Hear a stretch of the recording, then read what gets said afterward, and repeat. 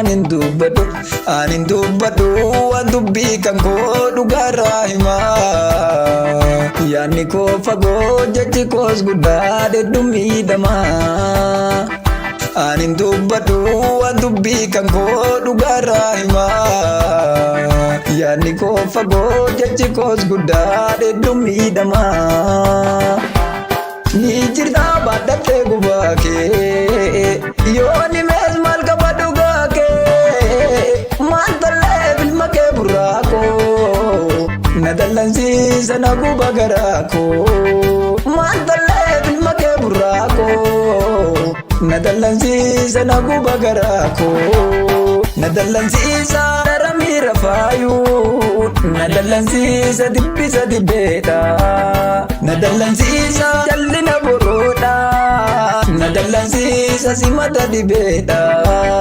Na dallansiisa dolo bulaakoo na dallansiisa naaf kuusa balaaloo. Na dallansiisa jilba buusa aagoo na dallansiisa makkana dhugaakoo. Na dallansiisa jilba buusa aagoo na dallansiisa makkana dhugaakoo.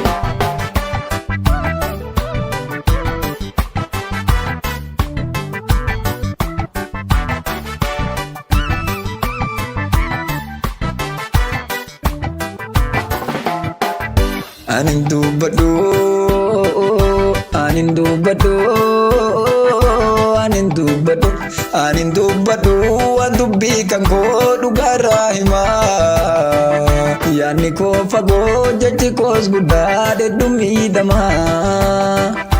Anin dubbadhu waan dubbii kan koo dhugaarraa himaa. Yaadni koo fagoo jechi koos guddaa deddu miidhamaa. Ni jirta baadhattee gubaa kee yoo ni mees maal qaba dhugaa kee. Maal tallee bilma kee burraaqoo na dallansiisa na guba garaakoo. Maal tallee bilma kee burraaqoo na dallansiisa na guba garaakoo. Na dallansiisa dara miira faayuu na dallansiisa dibbisa dibbeedha. Na dallansiisa jallina boroodha na dallansiisa simata dibeedha.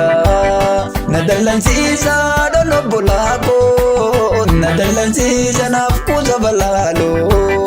Na dallansiisa jilba buusa aagoo na dallansiisa makkana dhugaakoo. Na dallansiisa jilba buusa aagoo na dallansiisa makkana dhugaakoo.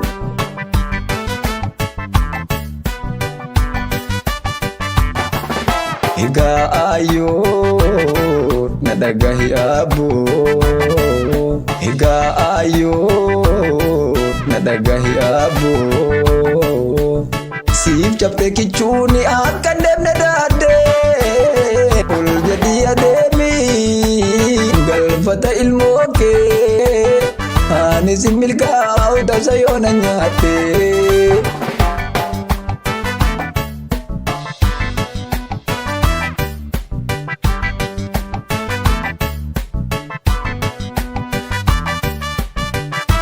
Harki muramee gabaabbatee kulee fayyuu malaa naqatee.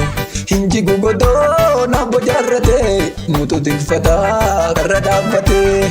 Utubaa lafee keenya nutimnaa irbuu dhalootaa dhiigantiisinaa.